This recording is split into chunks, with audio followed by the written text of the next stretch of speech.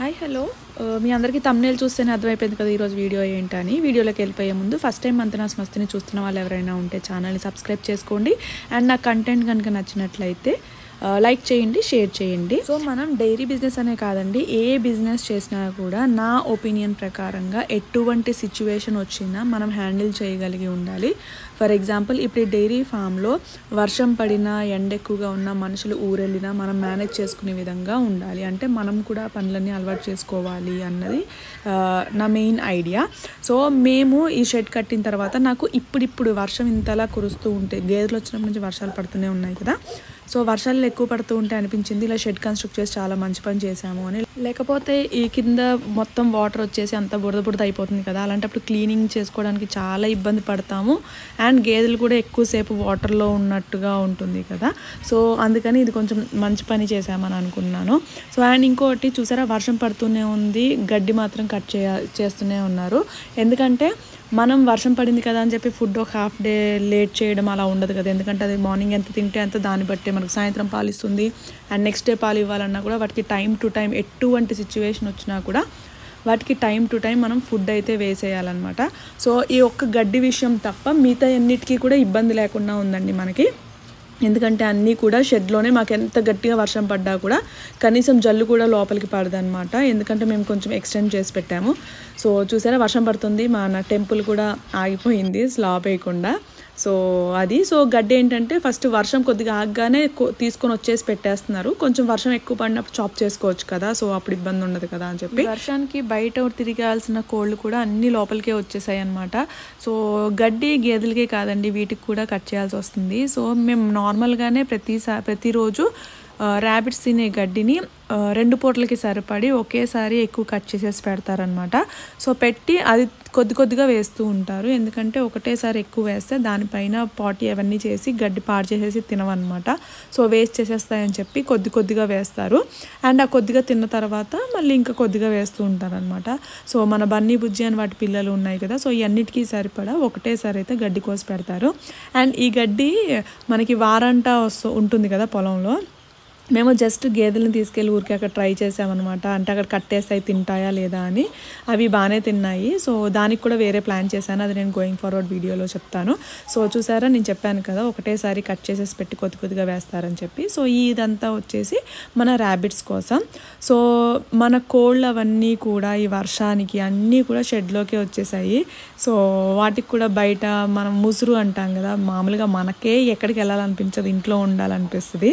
So ఆఖరికి వీటికి కూడా తడవకుండా హ్యాపీగా షెడ్లోనే ఉన్నాయి.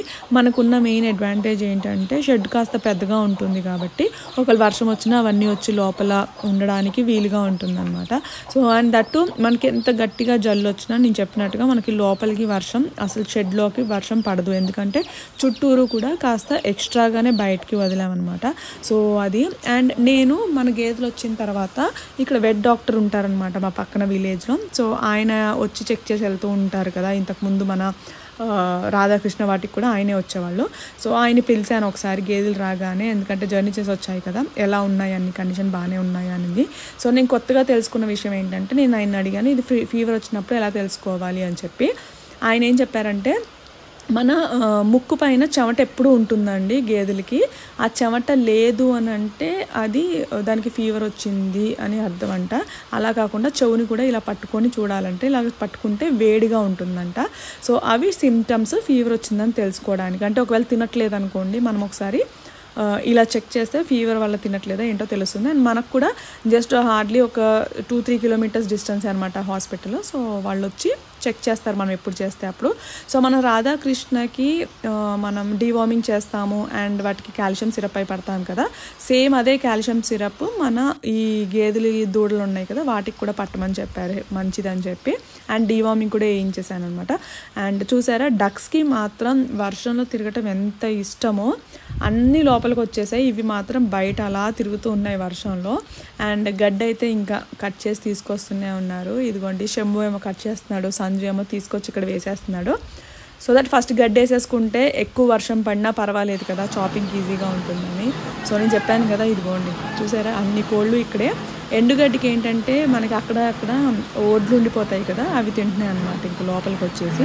అండ్ మేమైతే సేఫ్ సైడ్గా గడ్డి ఒక పూటకి సరిపడి ఎక్స్ట్రాగా కట్ చేసే సేఫ్ సైడ్గా పెడుతున్నాం. ఎందుకంటే చాపింగ్కి కరెంటు పోయినా ఒకవేళ వర్షం ఇంకా ఎక్కువై కట్ చేయకపోయినా ఇబ్బంది అవ్వకుండా ఉండాలని చెప్పేసి మనకి ఒక పూటకి అంటే మార్నింగ్ గడ్డేసేస్తాం కదా, నైట్కి సేఫ్ సైడ్గా స్టోర్ చేసి పెడుతున్నాం. నైట్ గడ్డేసేస్తాం కాబట్టి నెక్స్ట్ డే మార్నింగ్కి సరిపడి స్టోర్ చేసి పెడుతున్నాం అనమాట, అంటే ఒక పూటకి సరిపడా. సో మేము చేసిన మిస్టేక్ ఏంటంటే ఈ చాప్ కట్టర్ తీసుకున్నామండి.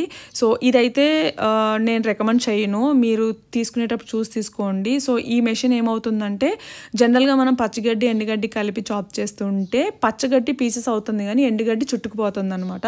సో మాకు ముందు ఐడియా లేదు కదా, సో ఇది బాగా వర్క్ అవుతుంది అని చెప్పారు కదా అని చెప్పి తీసుకున్నాము. ఇండియన్ మెషినే, కాకపోతే చైనా మోడల్ అంటారంట దీన్ని. సో మీకు రికమెండ్ అయితే చేయట్లేదు, మీరు మాత్రం చూసి తీసుకోండి. సో మేమైతే ఇలాగా చాలామంది అడిగారు వాటర్ది పక్కన పెట్టడం వల్ల మీకు ఫుడ్ వేస్ట్ అయిపోతుందని, బట్ అలా ఏమీ లేదండి. ప్రస్తుతానికైతే బాగానే ఉన్నాయి, వాటర్ ఇందులో ఏం కలవట్లేదు అండ్ క్లీనింగ్ కూడా ఈజీగానే ఉంది. సో మనం అన్నిటికీ ప్రిపేర్ అవ్వాలి అని అన్నాను కదా. సో ఇలా మేమైతే ప్రస్తుతానికి ఇప్పుడు వర్షాలు పడుతున్నాయి కాబట్టి 2 times వాష్ చేస్తున్నామండి. మార్నింగ్ పాలు పితికే ముందు ఒకసారి వాష్ చేస్తున్నాం గేదెల్ని, అండ్ ఈవినింగ్ పాలు పితికే ముందు ఒకసారి వాష్ చేస్తున్నాం. సో ఇది వచ్చేసి ఈవినింగ్ టైం అనమాట. మా సంజు అయితే తెగ నవ్వుతున్నాడు, ఎందుకంటే ఏంటి మేడం నేను క్లీన్ చేస్తున్నాను ఇది పేడేస్తూనే ఉంది అని అంటున్నాడు. అంటే ఇంకా అలవాటు అవ్వలేదు కదా మనకి, ఇది 4 liters వాటర్ తాగితే 10 liters పోస్తుంది, ఏంటి ఇంతేనా అని అడుగుతున్నాడు అనమాట, అందుకే నవ్వుతున్నాడు. సో నాకు సడన్గా ఒకటి వేణుమాధవ్ డైలాగ్ ఒకటి గుర్తొచ్చిందనమాట. ఏం చేస్తున్నావురా అంటే లైక్ నేను తీస్తూనే ఉన్నా వేస్తూనే ఉన్నాయి అక్క అంటారు చూసారా, ఆ టైప్లో.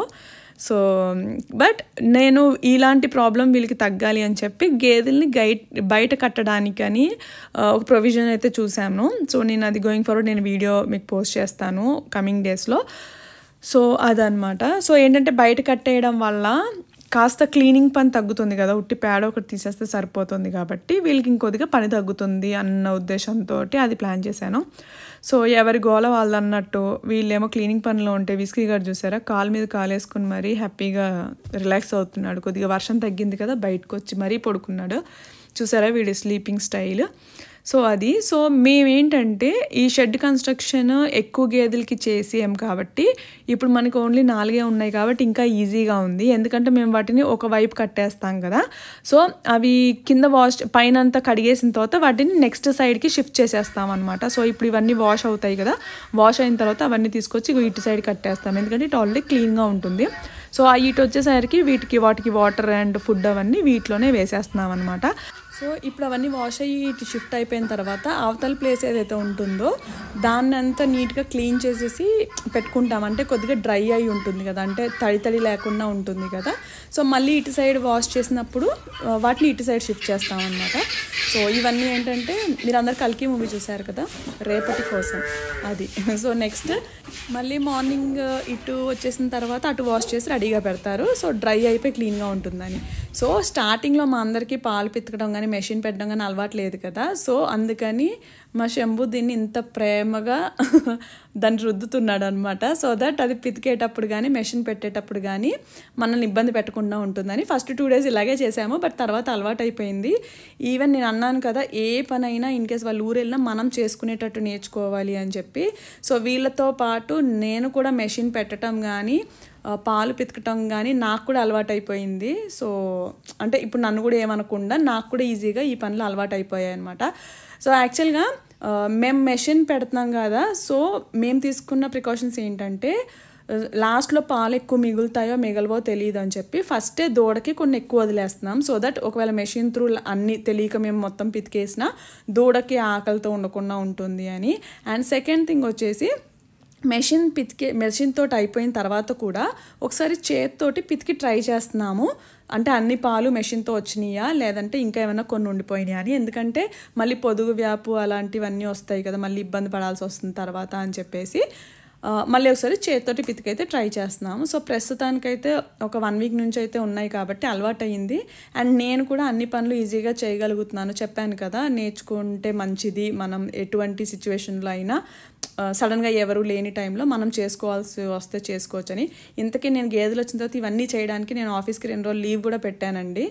సో మా ఆఫీస్లో అయితే అందరూ నవ్వుతున్నారు, గేదెలు వచ్చినాయని ఆఫీస్కి లీవ్ పెట్టావా నువ్వు 2 డేస్ అని చెప్పేసి. అందరికీ ఇంకొక ఇంపార్టెంట్ విషయం చెప్పిన, నేను గేదెలు డైరీ ఫామ్ స్టార్ట్ చేస్తున్నాను అని అంటే మా ఆఫీస్లో నా కలీగ్ ప్రాజెక్ట్ మేనేజర్ ఉంటారు, ఆయన నాకు ఒక పాల క్యాన్ గిఫ్ట్ చేశారనమాట. సో మీరు కూడా ఎవరైనా గిఫ్ట్స్ ఇవ్వాలనుకుంటే ఇవ్వండి, అది మ్యాటర్. సో నేను ఇంతకు ముందు వీడియోలో చెప్పాను కదా, మా రాధాకృష్ణను వదిలేస్తూ ఉంటే గడ్డిలోకి వెళ్ళిపోతున్నాయని. ఇదిగోండి వర్షం తగ్గింది అంతే పరిగెత్తేస్తుంది. మా విస్కీ గాడు తోడనమాట ఈ కృష్ణకి. వీళ్ళిద్దరూ అసలు ఎంత అల్లరంటే అసలు చేతికి దొరకను కూడా దొరకరు. సో ఇలా గడ్డిలోకి వెళ్ళిపోతుంది అని భయం వేసే నేను లాస్ట్ వీడియోలో చెప్పాను కదా మిగిలిన మెస్ తోటి చేశాను అని చెప్పి. సో అది చేశాను, సో దట్ మనం ఒకవేళ అటు ఇటు ఉన్నా కూడా గడ్డిలోకి వెళ్ళిపోకుండా ఉంటుంది అని చెప్పి. హోప్ ఈ వీడియో మీ అందరికీ నచ్చిందని అనుకుంటున్నాను. Thank you so much for watching.